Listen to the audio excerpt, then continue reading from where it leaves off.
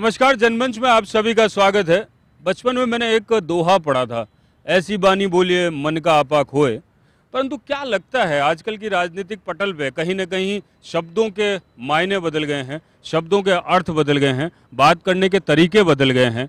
क्या कारण है? आइए इन सारी बातों पर चर्चा करने के लिए आज हमारे बीच में यहाँ पर हैं कांग्रेस से अर्चना शर्मा जी, कांग्रेस से हमारे बीच अभी थोड़ी देर में जुड़ेंगे प्रताप सिंह जी खाचरियावास, अनिल शेखावत जी हैं हमारे साथ जो एक एनजीओ चलाते हैं अभियान के नाम से, समाज सेवी भी हैं, राजीव बाजला हैं एक युवा बीजेपी के प्रतिष्ठित युवा नेता के रूप में हमारे बीच में हैं, विष्णु कुलवाल जी हैं बसपा से, डॉक्टर राजीव शर्मा जी हैं जो कि अरिंजदा के प्रेस सचिव हैं, डॉक्टर बजरंग सोनी हैं हमारे साथ, डॉक्टर महेंद्र खींचर हैं जो वाइस प्रेसिडेंट है जार्ड के, और दीप सिंह रावत हैं जो एक्स प्रेसिडेंट है सुबोध कॉलेज से। इस चर्चा को लेकर सबसे पहले मैं अनिल शेखावत जी के पास आना चाहता हूं, उनसे जानना चाहता हूं, ये शब्दों के मायने बदलते जा रहे हैं, लोग बड़े तरीके से लोगों को, अपने सबॉर्डिनेट्स को धमकाने की भाषाएं बदल चुके हैं। क्या लगता है आपको कि क्या ये परिवर्तन लाजमी है या लोग इसी भाषा में बात करना चाहते हैं? देखिए, जो मेरी विचार इस बारे में, मैं ये समझता हूँ कि राजनीति का स्तर धीरे धीरे गिर रहा है। उसका परिलक्षित जो है गुंजल साहब का जो नया स्टेटमेंट हम सब ने पढ़ा, जो उन्होंने दुर्व्यवहार किया, ऐसे दुर्व्यवहार आम हैं। इससे बड़ा दुर्व्यवहार में जो है निरंजन ज्योति जो साध्वी जी हैं, जो मिनिस्टर हैं इस सरकार में, उन्होंने जो भाषा बोली वो भी भाषा इससे तुलना में अगर देखी जाए तो कम नहीं थी। पर उन्होंने संसद में माफ़ी मांगी तो उनको माफ़ी कर दिया, और इन्होंने चीफ मिनिस्टर को माफ़ी के लिए लिखा तो इनको माफ़ी नहीं करके और एक मुखौटे के तौर पे, एक एक्शन के तौर पे बीजेपी ने ये प्रयास किया है। पर मेरा ये मानना है कि जहाँ जहाँ जो पार्टी पावर में होती है उनके नेता मोटे तौर पे इसी टाइप की भाषा बोलते हैं। आजकल बहुत ज़्यादा टीएमसी जो बंगाल में ममता की पार्टी है, उसके जो नेता हैं वो भी इसी टाइप की भाषा बोल रहे हैं। बल्कि उनकी भाषा तो ये है कि आप बम फेंक दो, पुलिस को मार दो, या जो भी विरोधी हैं, चाहे वो सीपीएम हो चाहे कांग्रेस हो, उनके कार्यकर्ताओं को मारने तक की बात आती है। तो निश्चित तौर पे ये जो राजनीति का दौर चल रहा है, ये बहुत गिरावट का दौर है। इसमें सिर्फ वही बातें सामने आ रही हैं जो हम पकड़ पा रहे हैं या मीडिया उसको दिखा पा रहा है। तो निश्चित तौर पर अगर इस चीज़ को रोका नहीं गया, इसके तहत कोई कानून नहीं बनाया गया, जो कानून आज का है बहुत लचर है और उसमें कोई भी डिसीजन, कोई भी जो है एक्शन नहीं हो पा रहा, तो मेरा मानना है कि कहीं ना कहीं इस दिशा में भी सरकार को कोई कानून बना के इस चीज़ को कंट्रोल करने वाली बात आनी चाहिए। नहीं, आपको क्या लगता है बेसिकली सबसे बड़ी बात आप बोल रहे कि सत्ता पक्ष के लोगों के अंदर क्या गुरूर है, या उनको ये लगता है कि हमारा कोई कुछ बिगाड़ नहीं सकता इसलिए हम इस भाषा का प्रयोग कर सकते हैं, या फिर ये लगता है कि क्या मेरे नीचे जो मातहत जो काम कर रहे हैं वो मेरे गुलाम हैं? देखिए, राजनीति जो चल रही है पिछले कई सालों से और कई उसमें निश्चित तौर पे मैंने जो आपको बताया, सत्ता पक्ष के आदमियों का ये गरूर कहीं ना कहीं परिलक्षित हो रहा है, क्योंकि उसको सरकार की तरफ से प्रोटेक्शन है, वो एक राज चलाने की बात कर रहा है, वो ये देखता है कि ये राज जनता से चुन के मैं आया हूँ तो मैं सुप्रीम हूँ।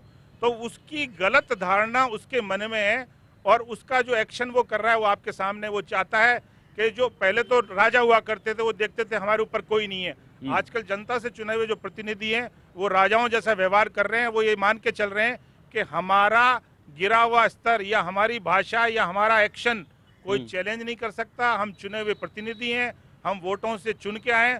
तो निश्चित तौर पे ये गिरावट का दौर राजनीतिक के हर संदर्भ में अगर लिए तो निश्चित तौर पे इस पर गुंजाइश है सुधार की। तो निश्चित तौर पे अगर सुधार होगा तो ये आगे इस टाइप की भाषाएं नहीं होगी। जो सुप्रीम कोर्ट ने भी डिसीजन दिया है आरपी एक्ट में सेक्शन 8 में ये कहा गया है कि जो भी चुना हुआ प्रतिनिधि अगर किसी गलत गतिविधियों में, क्रिमिनल एक्टिविटीज में पाया जाएगा तो उसको अयोग्य ठहरा दिया जाएगा। मैं ये कहना चाहता हूँ कि उसी सेक्शन में, आरपी एक्ट में सेक्शन 8 में ये भी एक अमेंडमेंट होना चाहिए कि अगर उसकी भाषा का स्तर एक नीचे स्तर का है तो निश्चित तौर पे उस पर एक्शन होना चाहिए।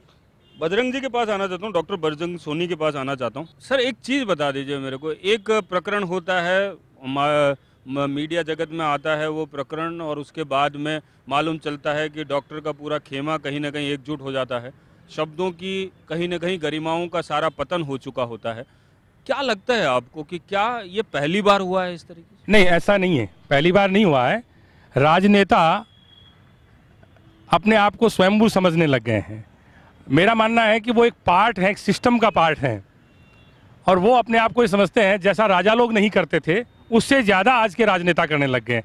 जनता से चुनते हैं, उस समय उनका स्वभाव अलग तरह का होता है, विनम्र होता है, और एक डॉक्टर के प्रति नहीं। जैसे प्रहलाद गुंजल की आप भाषा सुनेंगे तो आम आदमी के प्रति भी ये भाषा वांछनीय नहीं है। राष्ट्रपति के पुत्र ने जब महिलाओं को डेंटिंग पेंटिंग कहा और तुरंत उनकी बहन ने उसका ऑब्जेक्शन किया, और वही रिएक्शन आम जनता के द्वारा होनी चाहिए थी। दुर्भाग्यपूर्ण स्थिति है कि ये रिएक्शन डॉक्टर्स ने की। मेरा मानना है जब तक हम रिएक्ट नहीं करेंगे तब तक राजनेता इसी तरह बोलते रहेंगे। लेकिन आप राजस्थान के मुख्यमंत्री समझ लीजिए, मेरे को ध्यान है अशोक गहलोत जी एक कार्यक्रम में पधारे, उन्होंने कहा मैं चिकित्सकों का सम्मान करता हूँ, लेकिन अगर चिकित्सक गलत कार्य में लिप्त पाया जाएगा तो उसको जेल में भेजने में भी परहेज नहीं करेंगे। मेरा मानना है कि राजनेताओं को स्ट्रिक्ट होना चाहिए लेकिन बदतमीज नहीं होना चाहिए, और जो बदतमीजी प्रहलाद गुंजल ने दिखाई है, आज हमारे बीच में अर्चना जी हैं और ये बहुत तहजीब से बात करती हैं। मेरे को एक चीज़ छोटी सी बता दीजिए, सत्ताधारी नेताओं की तो बात कर ली, क्या इससे पहले जो सरकार थी क्या उनके नेता इस तरीके की भाषा में बात नहीं करते थे? कोटा के एक बहुत बढ़िया एमएलए थे, उनकी भाषा का तो कोई तरीका ही नहीं था, वो मीडिया तक से बड़ी बदतमीजी में बात करते थे। तो बात ये नहीं है कि हम बाबूलाल नागर इसके एग्जाम्पल थे, वो बड़ी बदतमीजी से बात करते थे। मैं पोस्टेड था पहले, मैंने अभी सरकारी नौकरी से वीआरएस ले लिया, इसीलिए ले लिया कि बात करने का उनका तरीका ही ऐसा होता था, ए डॉक्टर इधर, ए सीएमएचओ इधर। और मेरे से तो कभी एक बार हुआ तो मैंने कहा मेरे से बदतमीजी से बात कर। तो मेरा इस जीवन में, क्योंकि मैं छात्र जीवन में राजनीति में रहा और मैंने बड़े राजनेताओं के निकट देखा, भैरू सिंह जी को भी देखा बहुत निकट से, राजमाता सिंधिया को बहुत निकट से देखा, अशोक गहलोत जी को बहुत निकट से देखा, अर्चना जी बहुत तहजीब से बात करती है। इसी तरह मैंने देखा कि बड़े राजनेता बड़ी तहजीब से बात करते हैं। अर्चना जी तहजीब से बात करेंगी, लेकिन इनके एमएलए इतनी बदतमीजी से बात करेंगे, इनके छोटे नेता बड़ी बदतमीजी से बात करेंगे, लखावत जी बहुत तहजीब से बात करेंगे और इनके एमएलए बदतमीजी से बात करेंगे। तो दुर्भाग्यपूर्ण स्थिति है। वो पद का फर्क है ना सर। उस एमएलए को बर्खास्त किया जाना चाहिए था, उसको निलंबित के बजाय बर्खास्त किया जाना चाहिए था, और पूरे राजस्थान में आंदोलन होना चाहिए था। चिकित्सकों के बजाय आम जनता आंदोलन करती, तब इस कार्यक्रम में मजा आता। मुझे एक चीज़ जो समझ में नहीं आ रही है, एक जगह आकर मैं जहां सोचने में मजबूर हो जाता हूं, क्या आपको लगता है कि डॉक्टर्स का जो एक ग्रुप है, मैं एक ग्रुप की बात कर रहा हूं, क्या उनका व्यवहार भी आम जनता के लिए उतना ही सुखद है? उसी भाषा में बात करते हैं वो लोग? नहीं, उनका व्यवहार भी सुखद नहीं है। मैं ये बात भी करना, बिल्कुल सुखद नहीं है। लेकिन सवाल ये पड़ता है, जो सुखद नहीं है वो चिकित्सक नहीं है, वो राजनेता नहीं है, वो अपराधी है, और अपराधी की तरफ से करा जाना चाहिए। चिकित्सकों को भी ट्रेन करेंगे, शिक्षक गलती करता शिक्षक को भी ट्रेन करेंगे। मैं यहाँ पर राजीव बाजला के पास आना चाहता हूँ, जो युवाओं के बीच में से कहीं ना कहीं जुड़े हुए हैं।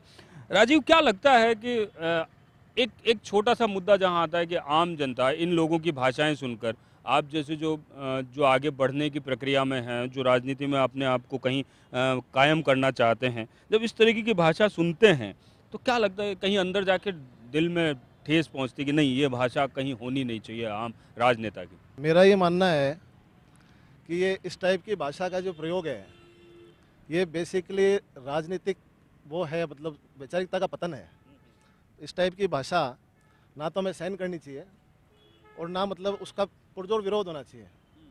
पर्टिकुलर जो गुंजल साहब की बात है, मेरा ये मानना है कि इस चीज़ को अपन बीजेपी से जोड़ के नहीं देख सकते हैं। ये पर्टिकुलर एक आदमी की बात है। ठीक है, ये भी सही बात है। और अगर छात्र जीवन से ही अगर एक, जैसे डॉक्टर साहब ने ही बताया, अपने फादर का किस्सा इन्हें अपने उस बताया था, अगर इस टाइप से मतलब आपके घर के लेवल से ही नैतिकता अगर बच्चे को सिखाई जाए तो ये चीज़ समाज में आगे आएगी नहीं, ये मेरा मानना है।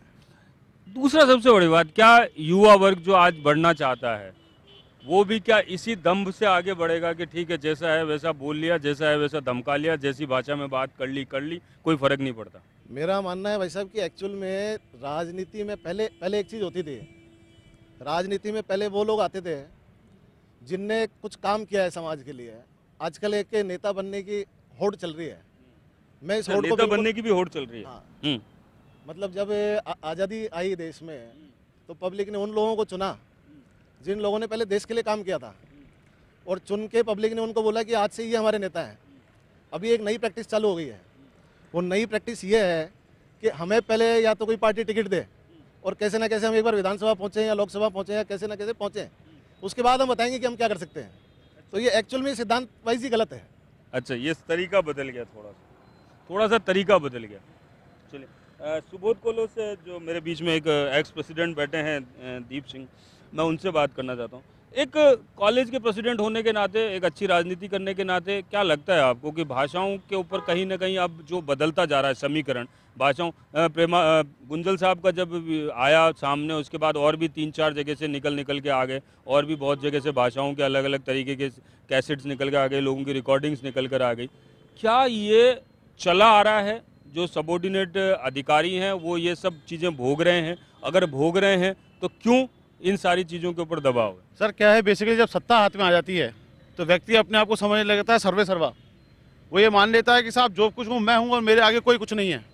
आम जनता ने उसको चुन के भेजा, उससे कई सारी आकांक्षाएं अपेक्षाएं थी, वो तो वो भूल गया और सिर्फ मात्र अपने किसी कार्यकर्ता विशेष के काम कराने के लिए किसी एक अधिकारी, चाहे किसी पार्टी का हो।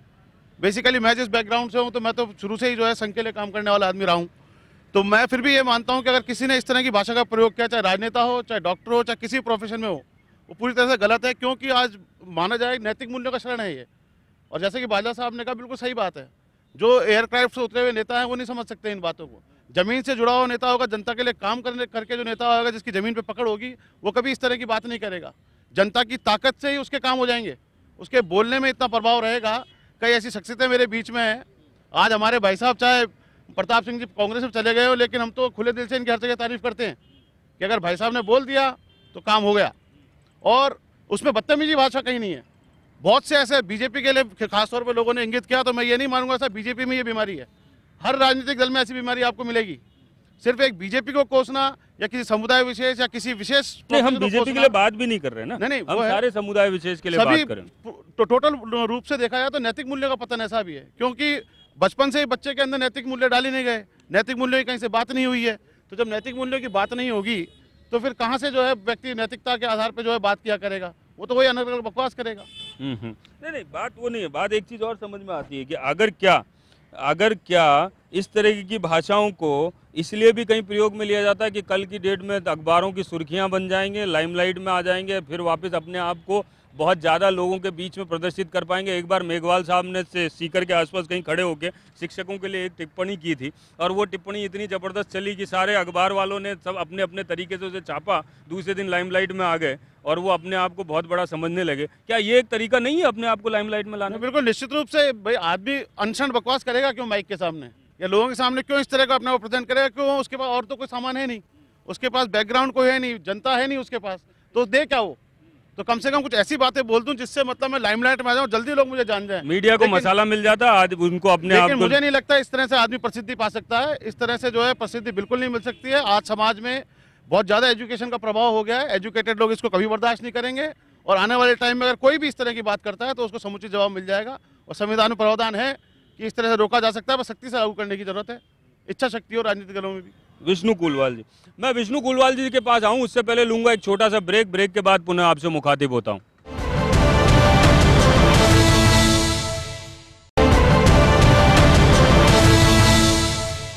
ब्रेक के बाद पुनः आपका स्वागत है। विष्णु कुलवाल जी, क्या कहना चाहते हैं साहब? बातें वहीं निकल कर आ रही है, शब्दों के जाल हैं और शब्दों के जाल में कहीं ना कहीं चाहे यूपी हो, चाहे बिहार हो, चाहे राजस्थान हो, अपने तरीके से उन शब्दों के जाल को कहीं ना कहीं अलग अलग तरीके से बुना जाता है और लोगों को कहीं ना कहीं अलग अलग भाषा में बात की जाती है। क्या कहना चाहते हैं? देखिए, जब से नरेंद्र मोदी जी प्रधानमंत्री पद के उम्मीदवार बने, जब से उनकी भाषा का इस्तेमाल देख लीजिए आप, जिस स्टेट में जाते हैं उस स्टेट के वो जो मुख्यमंत्री होता है या वहाँ का जो भी कोई उस पार्टी के बराबर का टक्कर का कोई आदमी होता है, तो उसके लिए मोदी जी की जो भाषा है वो चुनाव से पूरी इस प्रकार की थी जो आज गुंजल साहब के लिए बोल रहे हैं।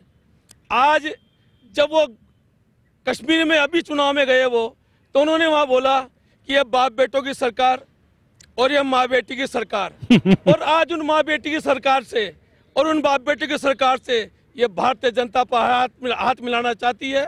तो जब इनके नेता की स्थिति है, जो देश के प्रधानमंत्री हैं, यही नहीं इनके पार्टी के राष्ट्रीय अध्यक्ष। नहीं, ये तो बहुत अच्छी भाषा है साहब, ये इसमें इतनी खराब भाषा नहीं है। वो चलिए ठीक है, संग अपने तरीके से बात कर रहे हैं वो, परंतु जो भाषाएं बाकी नेता काम में ले रहे हैं वो तो शायद मोदी जी के तरीके से भाषा नहीं हो सकती। देखिए, जो आप नेताओं के लिए बोल रहे हैं ना, मैं ये नहीं समझता एक पक्ष की बात सुनी गई है अभी तक डॉक्टर साहब ने भी क्या क्या शब्द कहे, तो वो तो गुंजल साहब ने टेप नहीं किए, तो डॉक्टर साहब ने तो टेप कर लिए पूरी बात उनकी। तो मतलब ये एक राजनीति का, मुझे तो लगता है राजनीतिक षड्यंत्र गुंजल के खिलाफ। क्यों जब सरकार को वसुंधरा जी को अपने लड़के को जिताना होता है, डॉक्टर साहब क्या तो इसका जवाब है क्या? बात जाती है। हाँ। और जब उनको अब देखता है कि सिर पे भारी पड़ रहा है हमें, तो अभी गुंजल साहब को हटाओ। तो भवानी सिंह राजावत के साथ मिलके और इन्होंने गुंजल के खिलाफ एक साजिश रची। आज ये क्या बोलते हैं कि सरकारी अधिकारी ढंग से बात नहीं करते। अच्छा, भवानी सिंह राजावत जी के साथ मिलकर साजिश रची। बिल्कुल, व्यापारी के पास आते हैं तो ये सीधा आक्षेप लग रहा है आपकी तरफ से। व्यापारी चोर है। अरे सबसे बड़े तो चोर आप हो, कहाँ से हो व्यापारी चोर? बिना पैसे लिए टैक्स चुकाता है, नहीं टैक्स चुकाता तुम्हें ब्याज देता है, तुम व्यापारी को चोर बोलते हो। तो मैं नहीं मानता प्रहलाद गुंजल अकेले जिम्मेदार है। ये दोनों पक्षों की जब तक बात सामने नहीं आएगी, अपन ने एक पक्ष की बात सुनी है अभी तक, दूसरे पक्ष की बात सामने नहीं आई। राजनेताओं के लिए तो कोई भी कुछ बोल सकता है, मगर इन अधिकारियों के लिए नहीं बोलता जिनके 20-20 करोड़ रुपए 30-30 करोड़ रुपए बरामद होते हैं। सवाल वो नहीं है, भाषा आदमी की अच्छी होनी चाहिए, वो किसी भी रूप में हो, किसी भी जाति में हो, भाषा सबसे अच्छी होनी चाहिए। अपन मिलें, बात अच्छे ढंग से करें। मगर आज जिस ढंग की स्थिति चल रही है, ये सरकार का अहंकार है जो भाषा का प्रयोग किया जा रहा है। ये वही नहीं कर रहे हैं। हमारे यहाँ के मुख्यमंत्री जी कौन सी भाषा बोलती है वो रात को 10 बजे बाद सुनिएगा आप, अभी दिन की भाषा की बात मत कीजिएगा। तो ये तो स्थिति है। तो सवाल है कि जो भाषा है ना, वो भाषा तो भारतीय जनता पार्टी ने खराब की है और ये उनके कारण की, उसी कारण ये सब स्थिति बनी है। इससे पहले कांग्रेस ने भी की है, कांग्रेस के केंद्रीय मंत्री भाषाओं का यूज करते थे। आज ये क्या हो गया, जो चुनाव जिस स्टेट में होते हैं ना, उस स्टेट के नेता इस ढंग की भाषा बोलते हैं कि वहाँ जाति को भड़काते हैं, ये जातिवाद पैदा करते हैं और जातिवाद पैदा करके लोगों को गुमराह कर रहे हैं। और यही कारण है कि देश में आज आप देख लीजिएगा, ये जाति अभी और भी चलेगी आगे कार्रवाई। ये क्यों कि अब बिहार में चुनाव है और यूपी में चुनाव है, वहाँ तो भाषा का और परंपरा भी। हाँ, वो तो छोड़ दीजिए, आप देखिए उनको भी आगे जाके। आपकी पार्टी से भी भाषाओं का तो अच्छा कोई तजुर्बा निकलता नहीं है वैसे। आप एक भी भाषा बता दीजिए। हाँ। एक भी भाषा बता दीजिए। यूपी की भाषा तो आप ही के पास है ना। यूपी में मुलायम सिंह जी का राज है, तो उनसे बात पूछा आप और उसके बारे में मुझे ज्ञान नहीं है। डॉक्टर साहब क्या कहना चाह रहे हैं? एक आक्षेप आया सीधा आप लोगों पे। अगर आप उस टेप को पढ़ें, सुने, तो कोई भी जिम्मेदार और समझदार आदमी उसको सुन नहीं सकता, मीडिया लिख नहीं सकता, आप सुना नहीं सकते।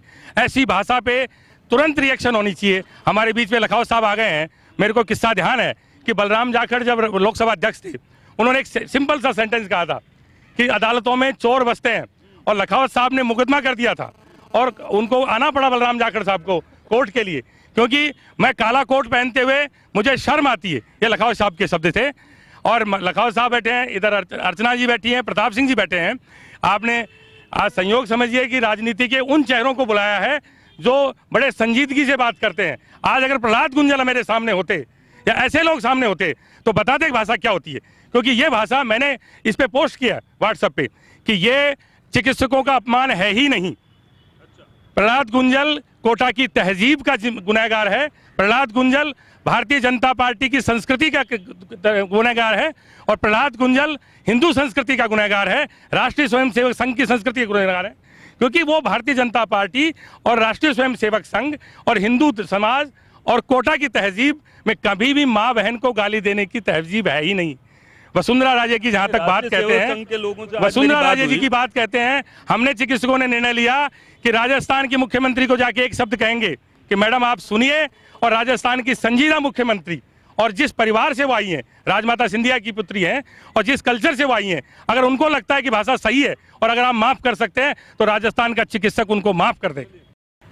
डॉक्टर राजीव शर्मा जी बैठे हैं रिश्ता से, प्रेस सचिव हैं, उनसे बात कर लेते हैं। क्या कहना चाहते हैं सर इस प्रकरण पे? देखिए, जिस भाषा का प्रयोग कोटा में हुआ है वो भाषा तो कोई भी उसको मान्यता नहीं दे सकता, और ये बात चिकित्सक ग्रुप की नहीं है या चिकित्सकों की नहीं है, ये समस्त सरकारी कर्मचारी अधिकारियों के लिए उस भाषा का प्रयोग किया गया था। ये किस संदर्भ में भाषा का प्रयोग किया गया था ये तो गुंजल साहब खुद ही जानते होंगे, क्योंकि कई लोगों ने ये कहा कि वे चिकित्सक भी ऐसा करते हैं।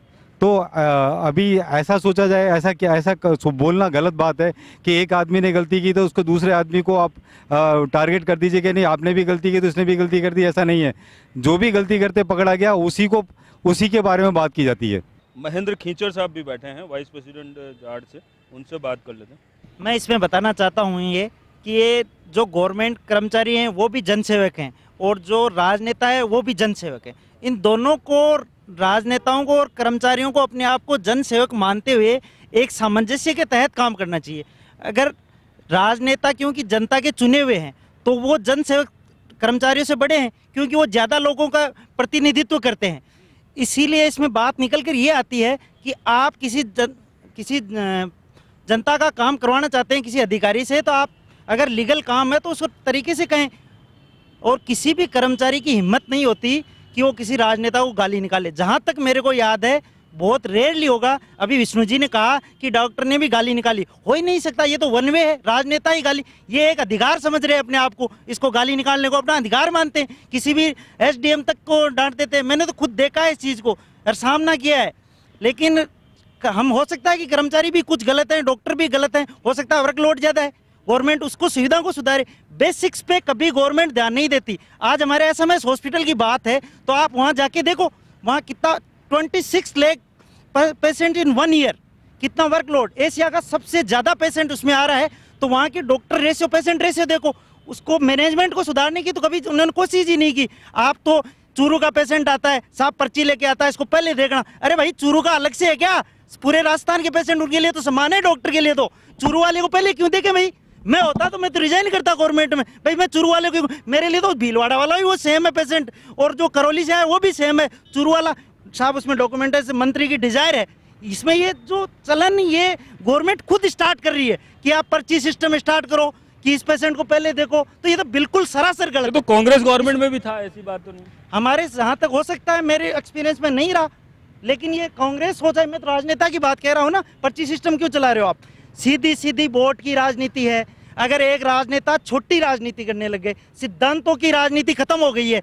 आज उनको पता है कि इस गांव का ये इस जाति का बाहुल्य है, वहाँ का पंच आ गया, इसकी ये मंत्री साहब नहीं मानेंगे तो कल 500 वोट कम हो जाएंगे वहाँ से। इसलिए वो अधिकारी को उसके सामने स्पीकर ऑन करके डांटते हैं कि अधिकारी एसडीएम ये काम कर तू, इसलिए वो अपनी इमेज बढ़ाते हैं उसमें उस 500 वोटर्स को। फिर वो जाके वहाँ पंच कहता है कि मंत्री ने उसको डांटा। फिर वो जब मंत्री उसको डांटता है तो वो पेशेंट जब या कोई भी अधिकारी के पास जाता है तो लात मारता है कि मंत्री जी का फोन आया था, उसको पता है कल वो मंत्री इसको गाली निकाल रहा था, तो इसकी औकात क्या है?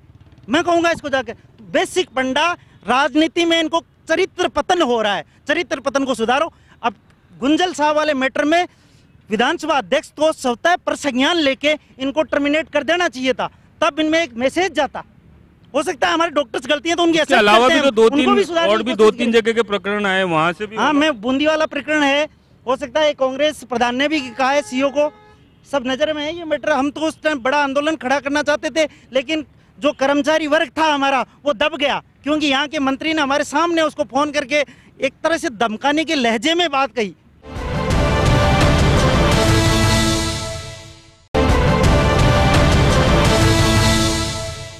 सर, क्या लगता है कि ये भाषाओं के अनुरूप बात नहीं हो रही राजनीति में? आप जिस तरीके से बात मैंने देखा है, पहले जो पुराने नेता थे वो डांटते भी थे, परंतु काम करने का तरीका भी होता था, डांटने का तरीका अलग होता था, डांटने के तरीके के वजूद अलग होते थे। अब कुछ बदल गई भाषा का कारण क्या है? देखिए, ऐसा है कि जैसे जैसे देश तरक्की करता है तो सिस्टम बदलते जाते हैं। अभी जो हालात हुए हैं, मैं प्रहलाद गुंजल जी को व्यक्तिगत जानता हूँ, मुझे खुद को आश्चर्य है, मेरी उनसे बात भी हुई, मैं खुल के यूट्यूब पे कह रहा हूँ, और वो बोल कैसे गए मेरी ये समझ में नहीं आई। लेकिन जो भी हुआ उसमें, चाहे बीजेपी हो या कांग्रेस, ये सवाल सिर्फ पॉलिटिकल पार्टी का नहीं है, कई बार व्यक्तिगत उस पर भी आता है। ये हम ये सोच लें कि ये कांग्रेस बीजेपी की प्रॉब्लम है या सिर्फ नेताओं की प्रॉब्लम है, ये मानव स्वभाव है। कुछ लोगों का मानव स्वभाव बहुत ज़्यादा एक्साइटेड हो जाते हैं। अच्छा, झगड़ा भी किस बात को लेकर हुआ है? आप ये मानकर चलिए, एक दूसरे व्यक्ति को लेकर जो उनका कार्य करता है, लेकिन उनकी जो भाषा थी वो इतनी गलत थी कि उसको स्वीकार नहीं किया जा सकता और उनको पार्टी से निकाल दिया गया। इसका एक संदेश बहुत अच्छा गया, आप इस बात को समझिए। प्रहलाद गुंजल जी का और अधिकारी का जो डिस्कस हुआ, उससे दो बातें सामने आई। एक तो अब कोई भी पॉलिटिकल लीडर या अधिकारी या आम आदमी जब भी फोन पर बात करेगा तो अलर्ट रहेगा, फोन पे गाली गलौच नहीं होगी। एक तो सुधार ये हुआ पूरे कंट्री में। आप ये मानकर चला, जो नेताओं में नहीं, नेताओं में तो खैर वो तो और भी उस्ताद हैं। नेता का मतलब क्या होता है? नेता का मतलब होता है ने का मतलब नैयार, ता का मतलब तारण, जो नाव को पार करा के ले जाए उसको नेता कहते हैं। अब नेताओं के लिए तो सबक हो गया। अभी एक बड़ी प्रॉब्लम हो गई है, सारा झंझट नेताओं के माथे है, उनको स्वीकार करना ही पड़ेगा। अब प्रहलाद गुंजल ने गलती की, गलती की सजा उनको मिल गई। और एक बार मैं मीडिया की बात कह रहा हूं, अभी टाइम्स नाउ पे लखावत साहब होते तो शायद झगड़ा हो जाए, तो लीगली भी समझा देते। एंकर ने इतना जलील किया प्रहलाद गुंजल को, इतना जलील किया कि मेयर पायलट साहब बैठे थे, हम खुद स्वीकार करने तो क्या कर रहा है एंकर, टाइम्स नाउ का एंकर।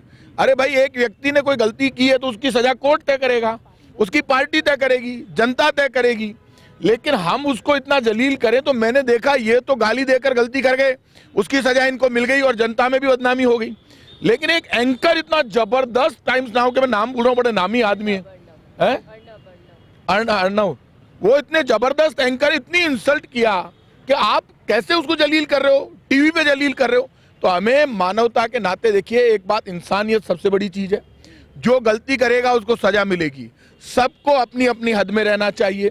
और जो पॉलिटिकल पार्टी का नेता वो अपना काम करेगा, सत्ता पक्ष अपना काम करेगा, विपक्ष अपना काम करेगा, लेकिन हम मर्यादा में रहकर विरोध करें, गाली गलोच ना करें, बदतमीजी ना करें। कहीं भी विरोध करने गए, आपने घेराव किया, वहां तोड़फोड़ नहीं की तो वो घेराव सही है। आप गए वहां तोड़फोड़ हो गई, हंगामा हो गया, तो आपका घेराव बदल गया कि साहब आपने तो राष्ट्र की संपत्ति को नुकसान पहुंचाया। तो मैं इतना कह सकता हूं कि इस तरह की घटनाओं से बड़ा भारी आप ये मानकर चलना। मुझे बताइए, जरूरी नहीं कि नेताओं की भाषाओं की बात करें हम, चाहे हम पुलिस डिपार्टमेंट ले लें या और कोई डिपार्टमेंट ले लें, भाषाएं सब जगह बिगड़ चुकी है, तो क्यों हम केवल नेताओं पे इस लांछन पे लेके आ रहे हैं, ये नहीं समझ में। एक बड़ी ट्रेजेडी हो गई है, आप ये मानव स्वभाव हो गया, जिसको पावर मिल गई ना वो उस पावर का सदुपयोग करे। धर्म के रास्ते पर चलने का रास्ता कोई दिखाता नहीं है, वो दिखा तो सकता है लेकिन उसको स्वीकार करना तो उसके ऊपर डिपेंड करता है। अब किसी को पावर मिल गई, वो उसको पॉजिटिव रूप में भी ले सकता है, नेगेटिव रूप में भी ले सकता है। एक व्यक्ति को पावर मिली, हमने कई लोगों को देखा, आज मेरे घर कोई आता है, यदि मैं उसको खड़ा होकर सम्मान देता हूं या पहले हाथ जोड़ देता हूं तो उससे मैं छोटा नहीं हो रहा, मैं हर आदमी को रिकॉग्नाइज कर लेता हूं, उससे मैं छोटा नहीं हो रहा। आज कोई आदमी है, पुलिस अधिकारी है, मान लीजिए, आप देखिए, चाहे किसी का राज हो, चाहे कांग्रेस हो चाहे बीजेपी, ट्रैफिक पुलिस का आदमी सिग्नल पे खड़ा है, यदि उसने बेचारे ने किसी ने डर के उसकी तरफ देख लिया तो पक्का उसको जरूर रोकेगा कि भाई इसको तो रोकना ही है। हमें इस बात को समझना पड़ेगा कि ये जितनी सिचुएशंस हो रही है समाज में, ये परिस्थितियां पैदा हो रही है, उसके लिए कहीं ना कहीं समाज में जो विकृति आ रही है कि जहां जिसको पावर मिल गई उस पावर का हम दुरुपयोग करें, प्रेशर में लेके काम करवाएं। और हमें हर पक्ष को देखना पड़ेगा, ये सिर्फ एक पक्ष से नहीं चलेगा। बिल्कुल, चाहे वो पॉलिटिकल पार्टी हो, पॉलिटिकल लीडर हो, चाहे वो अधिकारी हो, कर्मचारी हो, मजदूर हो, चाहे वो राजा हो, सबके लिए कानून बराबर है। इस देश का संविधान इतना बढ़िया है कि जिसमें राजा के और एक बिल्कुल मजदूर के पावर बराबर है। मूल अधिकारों में कहीं पर भी भेदभाव नहीं है, कहीं स्पेशल पावर अलग से उनको नहीं दी गई है। तो ऐसे में मैं ये मानता हूं कंट्रोल करना पड़ेगा। और मैं एक बात कह रहा हूं, आज ईटीवी के जरिए लोग, आजकल एक बड़ी ट्रेजेडी हो गई, लोग पार्टियों से जुड़ रहे हैं, व्यक्तियों से नहीं जुड़ रहे। अरे भाई, अच्छे लोग बीजेपी में भी हो सकते हैं, कांग्रेस में भी, कम्युनिस्ट में भी, बसपा में भी। आप फिर परेशान होते हैं, बाद में कहते हैं, गाली देते हैं, अरे साहब गलती हो गया। अरे भाई, आप अच्छे व्यक्ति को पकड़िए ना। इस देश की डेमोक्रेसी में कहीं वोटर को भी तो स्वीकार करना चाहिए कि आप अच्छे लोगों का भी तो चुनाव करें। आप चले जा रहे हैं, अरे मैं तो साहब आँख आई और बोले साहब गलती होगी, पेड़ पर चढ़ गया। क्यों? बोले पेड़ आपनो ही हो जो नीचे पड़ा है, जो पग टूट गया। हालत ये है कि आप लोगों को समझदार होना पड़ेगा। यदि कोई गलत है किसी भी पॉलिटिकल पार्टी का, मैं कह रहा हूं आप उसको किनारे कीजिए, उसको सबक सिखाइए। सब पार्टियों को सबक मिलेगा, और सबक मिलेगा तो उन पॉलिटिकल पार्टियों के जो बड़े नेता हैं, जो नीति निर्धारक हैं, वो खुद तो खैर करते ही हैं इलाज मौके पर, उनको मौका मिल जाएगा। देख, उनको पब्लिक ने किनारे कर दिया, अब तेरे जैसे लोगों की मेरे यहाँ जगह नहीं है, वो भी तो सुधार करेंगे ना। फिर अभी हो क्या रहा है कि आजकल आप ये बताइए, समाज में ये गुंडे बदमाश, आप देखो कोर्ट में, आज कह रहा हूं आपको मैं, कई लोग मेरे पास आते हैं, अरे साहब वो कौन है, उसको पेश किया है, आज कौन की बेड़ा, 150 आदमी सागे आया। अरे तुम किसको महिमा मंडित कर रहे हो? गुंडे बदमाशों को जो पैसों के लिए गुंडागिर्दी कर रहे हैं, राजस्थान में टेरर व्याप्त कर रहे हैं। पार्टी पॉलिटिक्स किसी की भी सरकार हो, लेकिन एक फॉलोइंग खड़ी हो गई उनके साथ कि साहब ये कौन है, ये उस जाति के हैं, ये उस जाति के हैं, ये साहब गैंगस्टर हैं, ये बहुत बड़े दादा हैं, ये बहुत क्या क्या है, बोले साहब 4 मर्डर करे, मैं बड़ो धर्म को काम करे यारो। मतलब ये ऐसे लोगों को हम फॉलोइंग दें और समाज उसमें उनकी भी तारीफ करे। लोग सच्चाई से बोलने से डरे, लोग सच्चाई बोल नहीं पाए।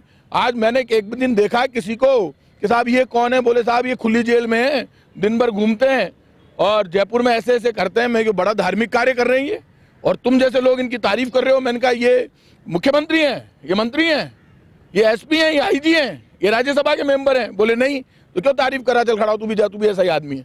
लेकिन ये कैसे चलेगा? आपको समाज में हर व्यक्ति को ये तय करना पड़ेगा कि मेरा स्वधर्म क्या है, मैं मेरे धर्म के रास्ते पर चल रहा हूँ नहीं चल रहा हूँ, तो ये समस्याएं दूर हो जाएगी।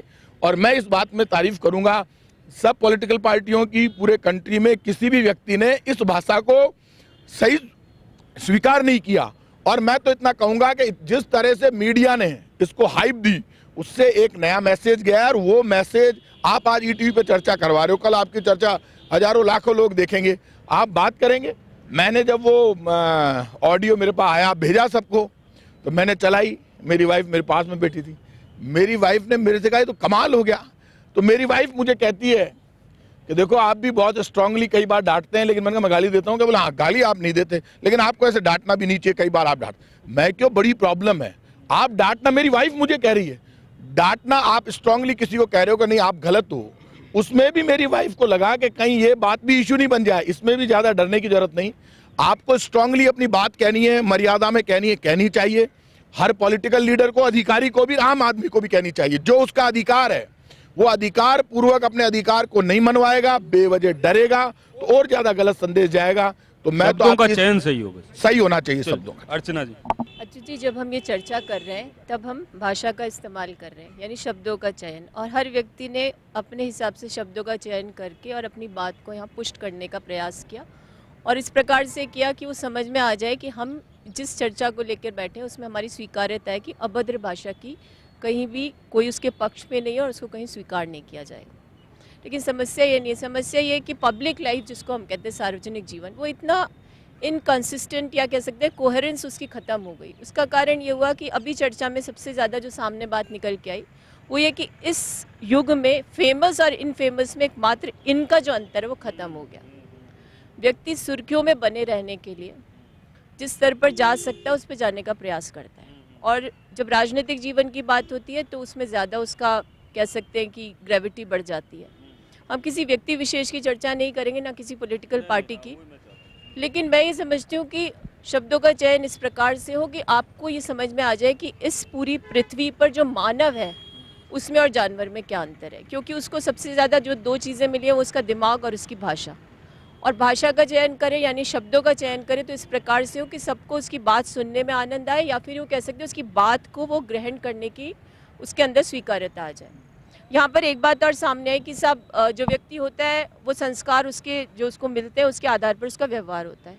तो यहाँ संस्कार की बात सबसे बड़ी है कि आप जब पब्लिक लाइफ में होते हैं तो आपको ये लगता है कि हमें किस तरह का व्यवहार करना चाहिए, और ये गुण कैसे आएगा ये पॉलिटिकल पार्टीज़ को भी डिसाइड करना पड़ेगा कि हम किसको रिप्रेजेंटेटिव बना रहे हैं और हमारी छवि को कितना नुकसान पहुंचा रहा है, और यदि नुकसान पहुंचा रहा है तो उसका इमीडिएट एक्शन क्यों नहीं पर एक चीज़ मुझे बता दीजिए कि जैसे जब राजनेता की बात करें चाहे प्रशासनिक अधिकारी की बात करें, उसके आसपास का जो माहौल है, उसके आसपास के जो बैठने उठने वाले हैं, उनसे भी तो बहुत कुछ चीज़ें वो सीखता है। ऐसी बात नहीं कि नहीं सीखता है, सीखने की उम्र 60, 70, 80, 90 साल तक की उम्र है सीखने की आदमी किसी भी इंसान की। परंतु क्या जरूरी है कि संस्कारों के साथ ही हम जुड़ें? बाद में भी तो सीख सकता है वो, जब जिस पार्टी को ज्वाइन कर रहा है, जिन लोगों के साथ उठ रहा है, जिन लोगों के साथ बैठ रहा है, उसको अच्छे और बुरे का भान है। अगर वो ये सारी चीज़ें सीख सकता है तो क्यों नहीं सीखता? फिर सीखना चाहिए, सीखने की कोई उम्र नहीं होती। कोई लखावत साहब हैं, हो सकता है कि वो उनके बगल में जो बैठे हुए उनको कुछ अच्छी बात लगे तो उसको ग्रहण कर लें, ग्रहण शक्ति भी होनी चाहिए व्यक्ति में। लेकिन एक बात हमेशा ध्यान रखिए कि सबसे ज़्यादा जो शब्द जो भाषा बनाते हैं उसका सबसे ज़्यादा इस्तेमाल कौन करते हैं? राजनीति से जुड़े हुए लोग करते हैं, सबसे मैक्सिमम यूज़ करते हैं। एक शब्द है अंग्रेजी में डिमेगॉग यानी रेबल राउज़र।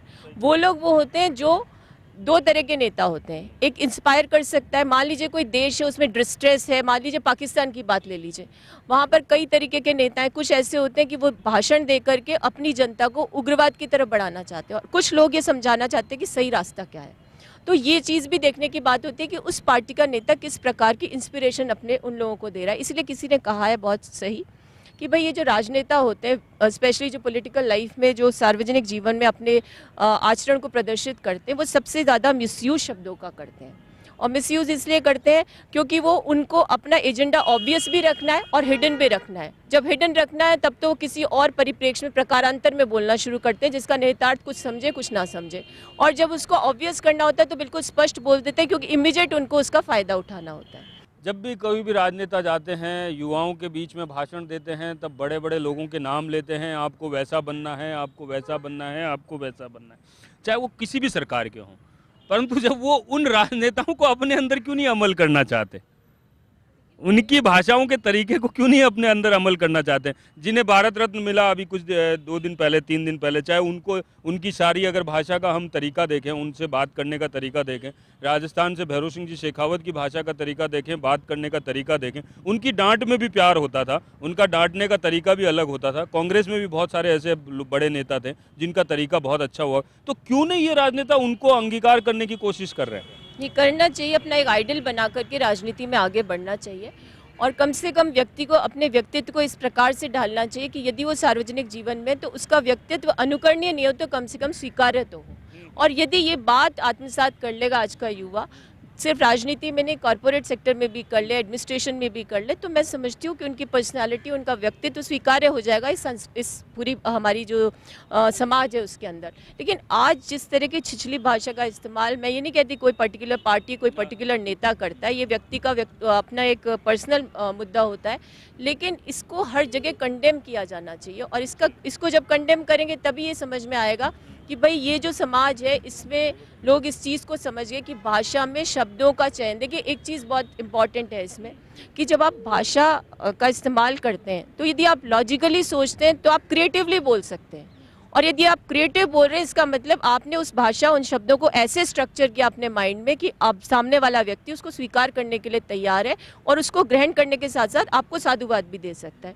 और मैं समझती हूँ कि जितनी अच्छी हम भाषा बोलते हैं, जितना अच्छा शब्दों का चयन करते हैं, उसमें बहुत सावधान रहते हैं, तो हम मानव होने की जो हमारी अवेयरनेस है उसको भी बहुत ज़्यादा, इसमें कहीं माइथोलॉजी भी बहुत बड़ी काम करती है कहीं ना कहीं। देखिए आध्यात्म का बहुत बड़ा महत्व है, माइथोलॉजी का कर लीजिए, हमारे वेदों का, पुराणों का, सबका बहुत बड़ा महत्व है। नहीं, परंतु आदमी की जैसे शब्द निकलते हैं वैसे वैसे उसकी बॉडी लैंग्वेज, उसके अंदर का जो केमिकल विसर्जन है वो भी बहुत अलग तरीके से होता है। बिल्कुल, अगर आप इस पे भी चर्चा करें तो एक बहुत बड़ा मुद्दा है कि यदि आप अच्छा सोचते हैं तो अच्छे हार्मोन्स का सिक्रीशन होता है, आप स्ट्रेस में होते हैं तो आप स्किन पर भी ग्लो खत्म होता है। कोई कहता है कि साहब आप गलत बात सोचते हैं तो आपका जो नेगेटिव ऑरा या वाइब्रेशंस होते हैं वो भी जाते हैं, अलग चीज़ है। लेकिन अच्छा सोचेंगे तो अच्छा बोलेंगे, और अच्छा बोलेंगे तो अच्छा आपका इमेज बनेगी, और अच्छा होगा तो सब कुछ अच्छा होगा। चलिए, पीछे डॉक्टर साहब बैठे हैं, मैं एक बार माइक दीजिए बस। लोकतंत्र में राजनेता समाज का, जनता का आईना होता है, और एक राजनेता का ऐसा भाषा का प्रयोग करना बहुत ही अशोभनीय है।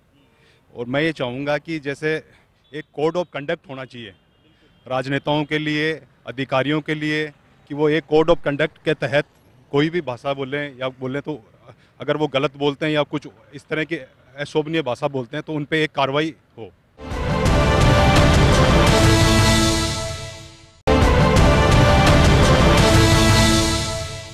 मैं लखाओ साहब के पास आता हूँ। सारी चर्चा थोड़ा सा लेट जुड़े, परंतु जो क्रश था वो आप तक पहुँच गया है।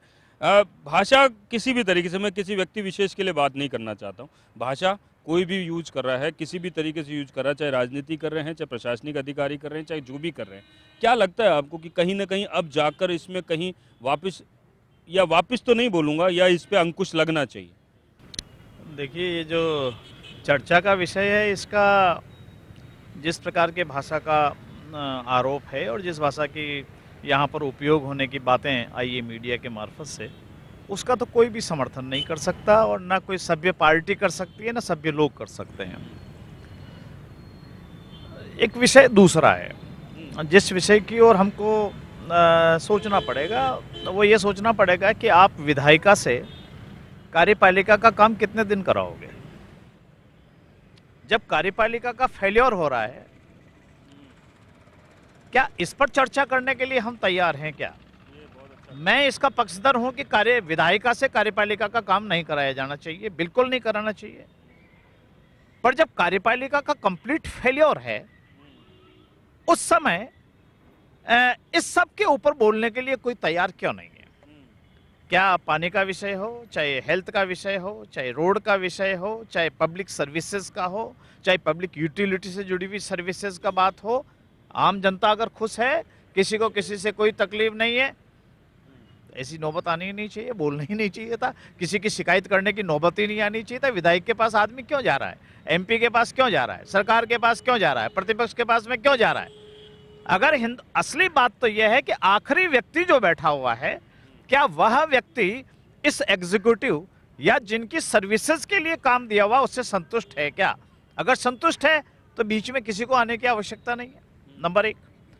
परंतु दुर्भाग्य इस बात का हो रहा है कि लगातार आजादी के बाद एग्जीक्यूटिव का फेलियर हो रहा है, और एग्जीक्यूटिव एजेंसी को जो काम करना चाहिए था, चाहे चिकित्सक से जुड़ा हुआ विषय आए, चाहे कंडक्टर का जुड़ा हुआ विषय आए, चाहे टीचर का आवे, चाहे और किसी का आए, उनकी एग्जीक्यूटिव हायरार्की बनी हुई है, डायरेक्टर से लेकर के और नीचे तक बनी हुई है, और उसके अंदर आपके ऊपर से लेकर नीचे तक सारे के सारे अधिकारी बैठे हुए हैं।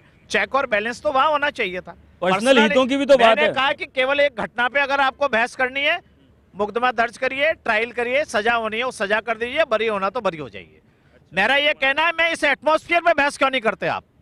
हम इस बात के ऊपर बहस करने की बात करना चाहते हैं कि क्या सब जगह परफेक्शन है क्या?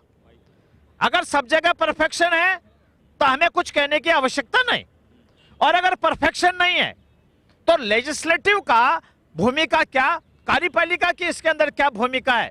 शब्दों पे बहस मत करिए, मैं शब्दों का समर्थन नहीं कर रहा हूं। शब्दों का उपयोग बिल्कुल गलत हुआ, चाहे कोई भी करे, वो तो विधायक ने किया। मैं कहता हूं विधायक नहीं, सामान्य आदमी भी यदि इस भाषा का उपयोग करता, उसके हम निंदा करते, उसके लिए हम कहते इस भाषा का उपयोग नहीं होना चाहिए। परंतु आवश्यकता इस बात की है कि आज डिबेट अब इस बात की करो कि सरकारें चाहे जिस पार्टी की हो, सरकारों ने फैसला कर दिया, उनका अपना मैंडेट है, उन्होंने अपना बजट कर दिया, उन्होंने सरकार की वेलफेयर स्कीम को लागू करने की बात कह दी। एग्जीक्यूशन करने का काम किसका है? आज तक किसी भी पार्टी की सरकार ने यह नहीं कहा कि हम जनता के कल्याण के काम नहीं कर रहे। हर अपने अपने विजन से वेलफेयर स्कीम्स लेकर के आती हैं, क्या उसका एग्जीक्यूशन बराबर हो रहा है क्या? क्या एग्जीक्यूशन के लिए जिम्मेदार लोग हैं, उनके दंड का प्रावधान है क्या? क्या लेजिस्लेटिव विंग के द्वारा तय किया गया काम, जो आपका फाइनेंस बिल पास होता है, वो समय पर काम पूरा नहीं होता, उसके लिए दंड की व्यवस्था है क्या? क्या हमारा पैसा पूरा उपयोग नहीं होता, उसके लिए दंड की व्यवस्था है क्या? मेरा इसलिए कहना है, सबका अपना काम जहां है उसकी सुपरविजन स्ट्रिक्टली होना चाहिए, उनका दायित्व बोध कराना चाहिए। इसलिए मेरा ये कहना है कि राजनीति वाले सॉफ्ट टारगेट होते हैं, कुछ कहना क्योंकि मैं कहता हूं राजनीति वाले सॉफ्ट टारगेट है। राजनीति वालों को कुछ भी कह सकते हैं, क्योंकि उनको एक वोट की गरज है, और बोलने वाला हर व्यक्ति एक वोट है। इसलिए राजनीति वालों ने भी आजकल अपनी चमड़ी को मोटी कर रखा है, हर बात को सुनते ही है, सुनना ही पड़ेगा। पर मेरा यह कहना है कि आज लेजिस्लेटिव हो, चाहे गवर्नमेंट में बैठी, चाहे जिस पार्टी की गवर्नमेंट हो, आज इस बात पर बात करो कि एग्जीक्यूटिव की भूमिका क्या होगी, कर्मचारी की भूमिका क्या होगी, एमएलए की भूमिका क्या होगी, सांसद का काम कितना है। ये तो अगर प्रताप सिंह साहब यहाँ बिराजे हुए, अगर फाइनेंस बिल ना हो तो एमएलए के बहस करने की जरूरत क्या है? हाँ, क्या कहना क्या? मैं लखावत साहब की बात का से सहमत नहीं उस बात के लिए कि एग्जीक्यूटिव अपनी भूमिका निभा नहीं रहा। अगर राजा चाहता है तो एग्जीक्यूटिव को काम करना ही पड़ेगा, और करते हैं। ऐसा हुआ है, भैरव सिंह जी जब बने तो चीफ सेक्रेटरी बदलने की बात आई, उन्होंने नहीं बदला, यही चीफ सेक्रेटरी काम करेगा, और वही चीफ सेक्रेटरी ने काम किया। क्योंकि किसी चिकित्सक की, सरकारी अधिकारी की ताकत नहीं है कि सरकार से परे जा सके। लेकिन बात यही आती है कि अतिक्रमण विधायिका के द्वारा कार्यपालिका पे बहुत ज़्यादा अतिक्रमण हुआ। मैं इसका उदाहरण हूँ। मैं 2 साल तक, पूरे 2 साल तक मैं प्रयास करता रहा कि राजकीय सेवा में हूँ, लेकिन दुरू मियाँ साहब के पास मैं 4 बार मेरा वीआरएस के एप्लीकेशन लेके गया, एक बार भी नहीं पूछा वीआरएस क्यों लेना चाहते। मेरे द्वारा यहाँ के मेडिकल कॉलेज के प्रिंसिपल ने, जनाना अस्पताल के सुपरिटेंडेंट ने 4 बार लिख के दिया कि इस डॉक्टर की बहुत ज़्यादा ज़रूरत है। ये WHO से 10 लाख रुपए इसके ऊपर खर्च किए हुए हैं। इस डॉक्टर के बिना जनाना अस्पताल में प्रशिक्षण बंद है। उसके बावजूद मेरा ट्रांसफर इन्होंने जयपुर में नहीं किया। क्यों? मैं मेरे ट्रांसफर की बात नहीं करता, नहीं ट्रांसफर भी नहीं आ रहा, लेकिन मैं ये कह रहा हूँ, नहीं ट्रांसफर की बात नहीं कर रहा, लेकिन मेरे को भारत के पूर्व राष्ट्रपति अब्दुल कलाम ने सम्मानित किया, पंजाब और राजस्थान के गवर्नर ने सम्मानित किया, दुरू मियाँ साहब ने तालियां बजाई, लेकिन एक RS के कारण 13 महीने तक मुझे वेतन नहीं मिला और मुझे VRS लेना पड़ा। संसद ने कानून बना दिया कि कॉग्निजेबल ऑफेंस की, जो आदमी कोई शिकायत लेके आवे तो इमीडिएटली FIR होनी चाहिए। सब बता दो, थानों में इमीडिएटली रिपोर्ट होती है क्या? एग्जीक्यूटिव विधायिका ने अपना काम पूरा कर दिया, कानून बना दिया, क्या उसकी कंप्लाइंस हो रही है क्या? मैं इसलिए आपसे बात करना चाहता हूं, मेरा इसलिए कहना है, मैं कोई इंडिविजुअल विषय को लेके मत चलिए। अगर मेरा कहना है कि यदि इन विषयों पे नहीं करोगे तो ये डेमोक्रेटिक जो वैल्यूज है ना उसका ह्रास होगा, और फिर जब अतिक्रमण होगा तो अतिक्रमण में से ये सब बीमारियां पैदा होगी, जिसको भुगतेगा समाज, भुगतेगा देश, भुगतेगा। देखिए अतुल जी, ऐसा है, ये सारा मामला, इसमें एक बात मानकर चलिए आप कि व्यक्तिगत मामला नहीं लेकर हमको इसको समाज के रूप में सोचना पड़ेगा, पॉलिटिकल पार्टी से ऊपर उठकर, व्यक्तिगत स्वार्थ से ऊपर उठकर, और एक बुराई के रूप में ये बात तो तय हो गई कि कोई भी सामान्य आदमी हो, चाहे वो प्राइम मिनिस्टर हो, चाहे एमएलए हो, एमपी हो, सामान्य आदमी हो, उसको इस तरह की भाषा का प्रयोग करने का अधिकार नहीं है, और उसमें कानून में प्रावधान है कि आप उसके खिलाफ रिपोर्ट दर्ज करेंगे। लेकिन हम ये कह दें कि साहब ये विधायिका, कार्यपालिका और न्यायपालिका सबके बराबर में अधिकार बटे हुए हैं। ये सुपरमेसी की जो लड़ाई शुरू हो गई इस कंट्री में, लखावत साहब ठीक कह रहे हैं कि विधायिका, न्यायपालिका और कार्यपालिका, इसमें एक होड़ चल रही है। आप क्या बात करते हैं, ये होड़ चल रही है कि कार्यपालिका में आईपीएस आईएएस आ गया और विधायिका में एमएलए एमपी आ गए और जजेज आ गए। अब एक दूसरे को नीचा दिखाने में यदि हम आएंगे तो फिर कंट्री आगे नहीं बढ़ पाएगा। आज पाकिस्तान के हालात जो खराब हुए हैं, उसके खराब होने का सबसे बड़ा कारण है विधायिका और न्यायपालिका लड़ रहे हैं वहां पर, और न्यायपालिका जो भी आदेश देती है सड़कों पर झगड़ा होता है, और आज पाकिस्तान को वापस घूमकर अपनी पॉलिसी बदलनी पड़ रही है। उन्हीं आतंकवादियों को जिनको उन्होंने माफ कर दिया उनको फांसी देनी पड़ रही है, और हिंदुस्तान जो बात कह रहा है उसको स्वीकार करना पड़ रहा है। इसलिए हमको कहीं बड़ा दिल रखना पड़ेगा। कार्यपालिका में जो अधिकारी, उनको भी ये समझना पड़ेगा हमसे कोई गलती है तो हम उसको ठीक करें, विधायिका में कुछ कमी है तो उसको ठीक करें, न्यायपालिका में तो हम सुपरमेसी छोड़कर हमारी जो मॉरल ड्यूटीज है, इस देश के संविधान ने सबके पावर सेट किए हैं, वो वकील के नाते ठीक कह रहे हैं, उस पावर में आपका जो अधिकार है, आपको जितनी पावर मिली है उतना काम कीजिए आप, लेकिन आपकी ड्यूटी आपको निभानी पड़ेगी। ये गाली देना गलत है, बदतमीजी करना गलत है, वो एमएलए या एमपी उसके जेल जाने की तैयारी हो जाएगी। अंतिम 2 लाइनों में अर्चना जी। अतुल जी, नाकावत जी ने कहा, प्रताप सिंह जी ने कहा, एक बात मेरे समझ में आती है कि भारत में अभी जो लोकतांत्रिक व्यवस्था कार्यशील अराजकता की ओर बढ़ रही है। हम दूसरे कंट्रीज़ की बात नहीं करें वहाँ कौन सी सिस्टम में कॉन्फ्लिक्ट है, लेकिन हमारे यहाँ कार्यशील अराजकता, उसका एक ही उपाय है। आज भारत की जनता यूँ तो लोकतांत्रिक रूप से बहुत परिपक्व हुई है, लेकिन वो अपना मैंडेट देके 5 साल चुप हो जाती है। उसको एक चीज़ सीखनी पड़ेगी कि मुझे रिजेक्ट करना आना चाहिए इरिस्पेक्टिव ऑफ आइडियोलॉजी, कि यदि ये व्यक्ति किसी के साथ अभद्र व्यवहार करता है, अभद्र भाषा का इस्तेमाल करता है, शालीन नहीं है, तो मैं इसे रिजेक्ट करूं, तब जाके इस अराजकता से पार पाई। राजीव बाजला, अंतिम 2 लाइनों में क्या सुझाव देना चाहते हैं? आदमी अपने अधिकार ज़्यादा से ज़्यादा चाहता है, उतना ही उसको कर्तव्यों का पालन भी करना पड़ेगा।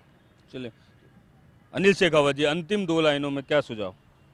देखिए, राजनीतिक आदमी आज के सिस्टम में आइकॉन है जनता के लिए, तो उसको रोकने के लिए, उसके अच्छे व्यवहार के लिए कानून में, मैंने बताया आरपी एक्ट में धाराएं हैं, ऐसे संविधान में 102 अनुच्छेद और 191 अनुच्छेद एमपी और एमएलए की डिस्क्वालिफिकेशन की बात करता है, परंतु इफेक्टिव रूप से अगर उसको लागू कर दिया जाए तो निश्चित तौर पर जनता में इन लोगों की जो छवि है वो उभर के आने आएगी। कुलवाल साहब, अंतिम 2।